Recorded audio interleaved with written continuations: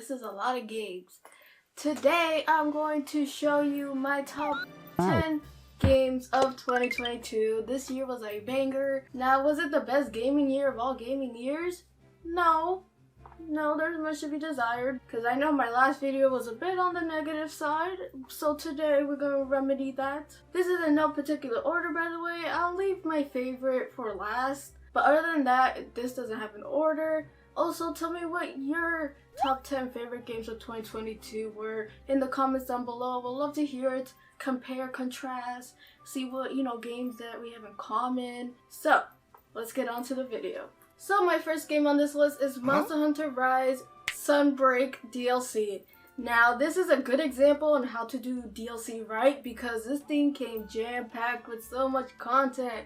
New monsters, new armor, new weapons. It was so fun, and even though I'm finished with the main story, I still like to go back and play, because we all know Monster Hunter, after you beat the story, all you want to do is, get the armor, and I'm addicted to doing that. I don't play as much anymore, but I'm still logging in here and there. Plus, they add new content every so often with the events, and because I had fun playing with my friends, we did a groups thing and we played it together, we beat it together. It was fun. We had someone who was experienced, which is Kendo. Kendo, you the G, he taught us how to play Monster Hunter basically. How did we survive before you taught us? Jesus Christ. So yeah, all those memories in this game make it one of my favorite games of 2022. And the next game on this list is Pokemon Arceus. Now, I love this game for many reasons, but the main one being it got me into Pokemon again. I was in a rut after Sword and Shield, and then Pokemon Arceus came in, and I was like, this looks kind of weird, but I like it kind of weird. So I tried it, and I ended up loving it. It did have a lot of glitches and stuff, but I could overlook it because the gameplay and just overall scenery and feeling of it was just so good. So basically, you're put into the past where you're supposed to help the denizens of Jubilife, which is basically a past version of the Sinnoh region, and you go around trying to collect Pokemon and fill up the Pokédex. So Pokemon Arceus caught my heart in 2022. You get it, Cat? Yeah, okay.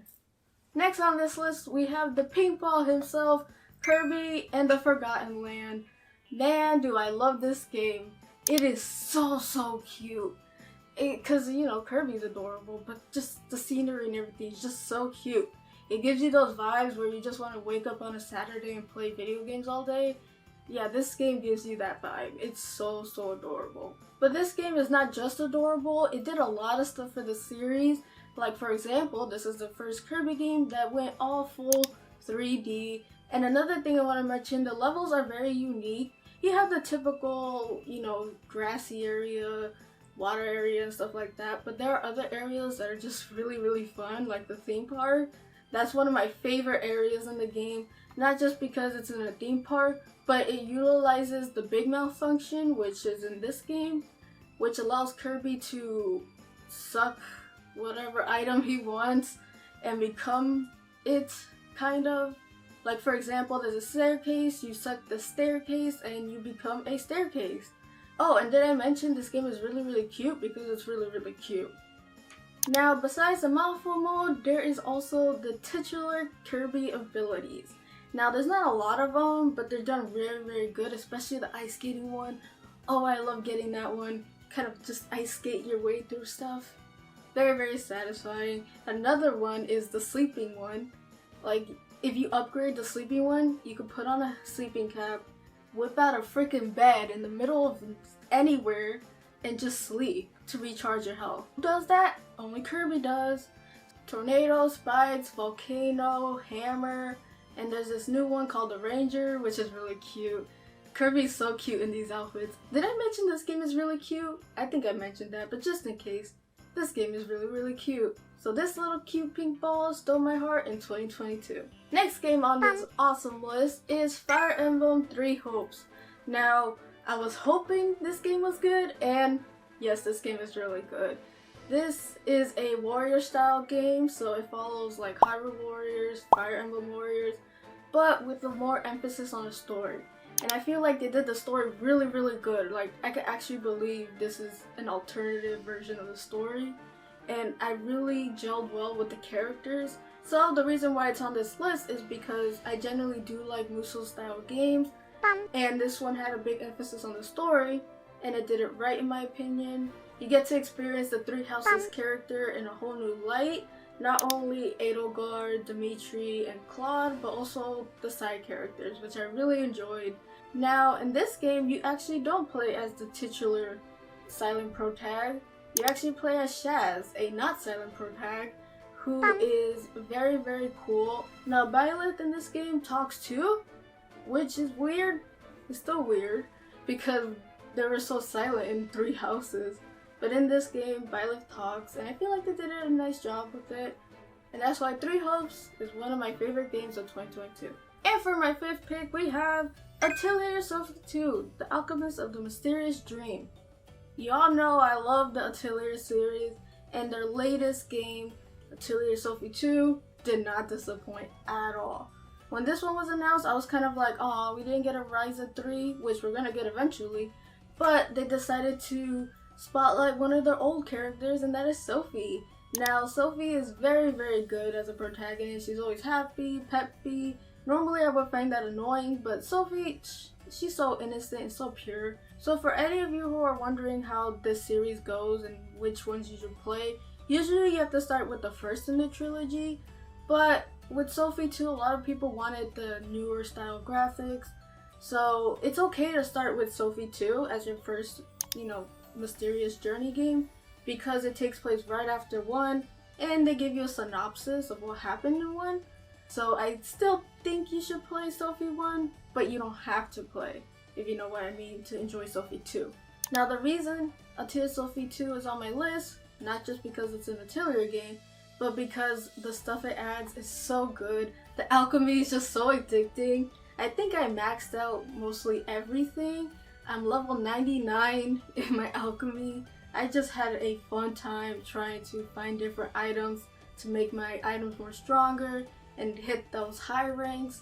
So I really enjoyed the alchemy. It's one of my favorite parts of the Atelier series. Now it is also a JRPG, so there is action. Now this doesn't have the Ryza kind of turn-based action where everyone's on a timeline.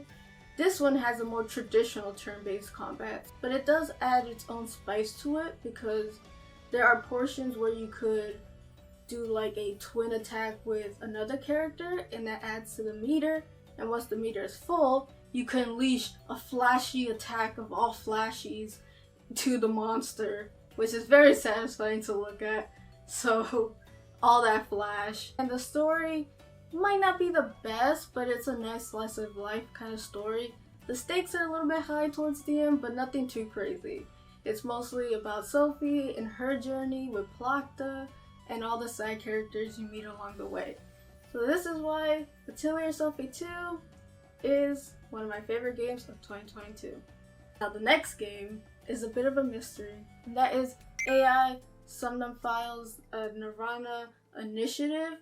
Now this game is wild. Like, it's one of those games where if I tell you the synopsis, I'm probably gonna spoil the heck out of it. So I'm just gonna read the blurb in the back. Truth is only an illusion. 6 years ago, the right half of a corpse was discovered. The left half was never found. Until 6 years later, completely fresh with no signs of decay. Now, Special Agents Mizuki and Ryuki, along with their AI partners Alba and Tama, are tasked to solve the bizarre half-body serial killings, while unveiling the mysterious plot known as the Nirvana Initiative. Now, if that didn't sound exciting, I don't know what will.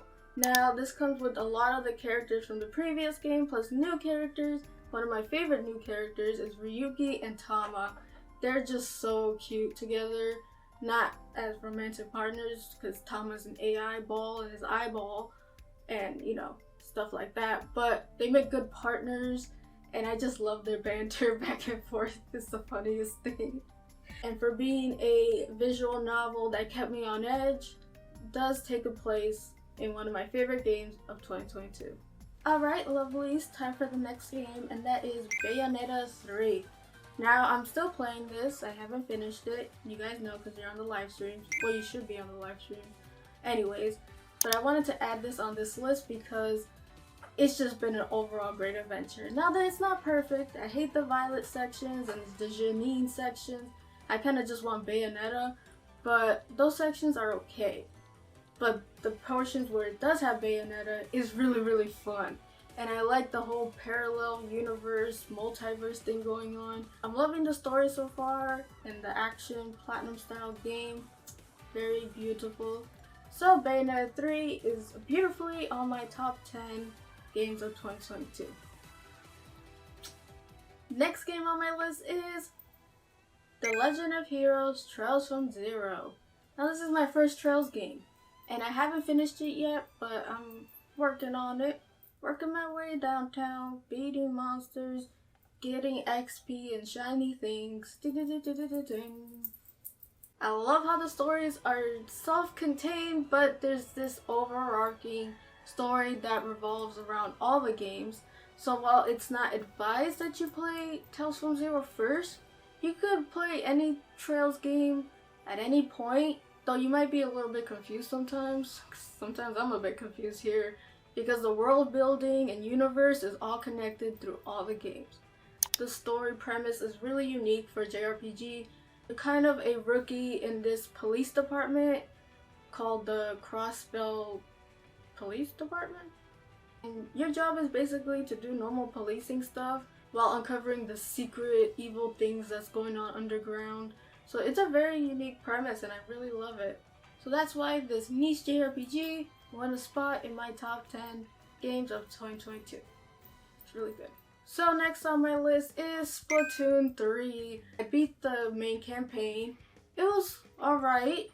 I like the aspect that they tried and they put a single player in a multiplayer heavy game because, you know, they care about the story and lore, and there's a lot of story and lore that I still don't have answers to, but, you know, we'll figure it out later, I guess.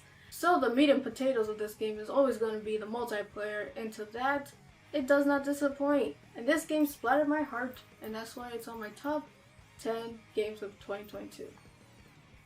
Woomy! Now, I'm saving the best for last. This is my GOTY of the year. It is Xenoblade Chronicles 3. The game that should have won Game of the Year, but that's besides the point. But it's in my Game of the Year because it's such a phenomenal game. Wonderful experience, heart-wrenching story with a lot of twists and turns. And I just love this so much. Now, this is actually my second favorite of the trilogy. My first is the first game because, you know, I liked it better. But the third one is still really solid. Had good voice acting. Had great moments of just so much emotion happening at once. You feel like you're all over the place. The music is just beautiful. It should have won Best Track of 2022, but people thought God of War was it. Which I have to question people's taste sometimes. Not to be mean, but the music here is banging.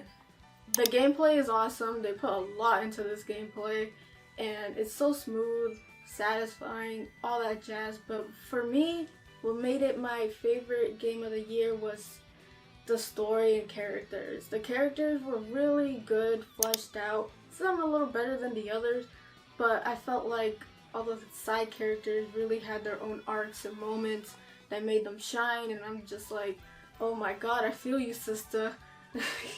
And it made me emotional wreck at times, but the characters and their development was really well done, especially the two main protagonists. Loved it the whole way through, and it's just really good. I can't explain it. This game is more like, it's personal to me because of just the adventure and how I experienced it. It was that type of game that got me thinking way after I finished it. I was like, man, that game was such a banger. I wish I could forget playing it to play it again kind of vibe. And yeah, very good. If you haven't played this game, please look into playing it. If you have it but haven't picked it up, please pick it up. It is so good. So that is it. Those are my top 10 games of this year. This year was a banger of a year, and I loved every single game I played.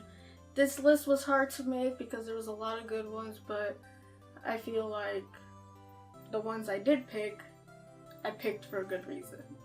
So yeah. Do tell me what your top 10 games of 2022 in the comments down below. We'll love to hear it. And if you like this video, hit that like button. I would appreciate it. And if you like my videos and want to see more, please hit that subscribe button. I would appreciate that as well. You can find my socials in the description down below. I hope you guys have a beautiful rest of the day. And as always, play a good game. Peace, peace.